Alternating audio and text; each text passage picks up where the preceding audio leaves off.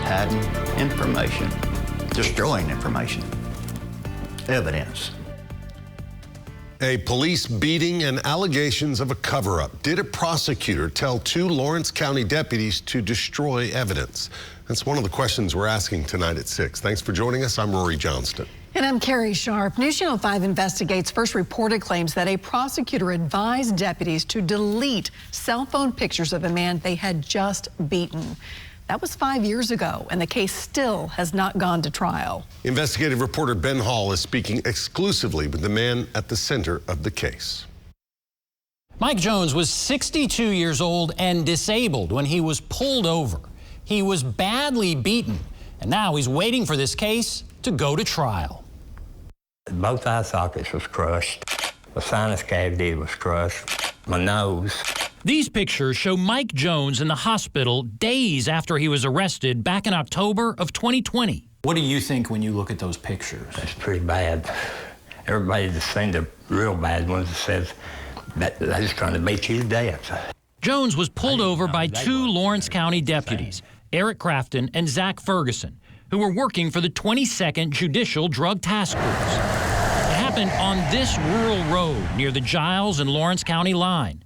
Deputies claim in their incident report that Jones led them on a chase, throwing drugs from his car. When he stopped, they claim the 62-year-old, who was on disability, resisted arrest.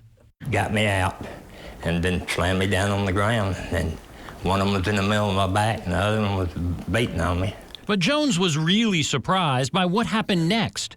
A deputy stood him up and took a picture with his cell phone. That looks like the picture they took of you at the scene. Yeah. Yeah. It is.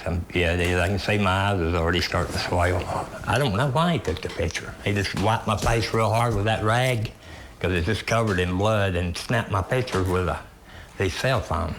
A court filing claimed Deputy Ferguson texted pictures of Jones's injuries and this picture of blood in the road to Assistant District Attorney Emily Crafton, who was in District Attorney Brent Cooper's office.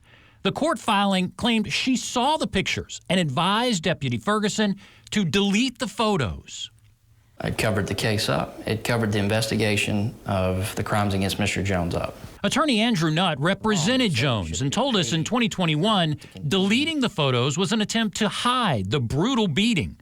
Jones's brother agrees. That was their way of covering their own butt. They were just hiding information, destroying information, evidence. District Attorney Brent Cooper later fired Crafton. She now faces official misconduct charges.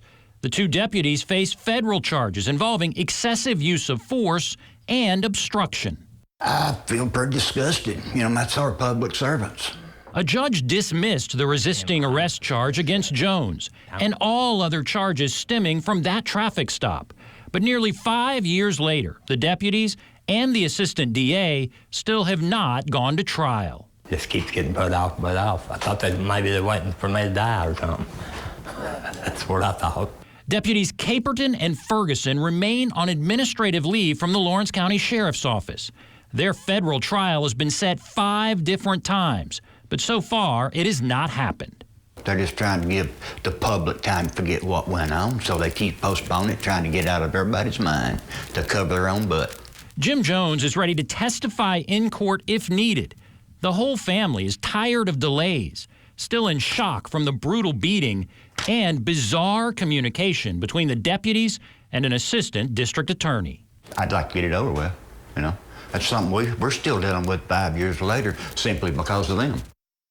The Lawrence County Sheriff is standing by his deputies, saying they used an appropriate amount of force. However, Emily Crafton's attorney didn't want to comment on her case. He did tell us he thought the officers were over-aggressive. He also said the delays in trial are not Crafton's fault, and she maintains her innocence and wants her day in court.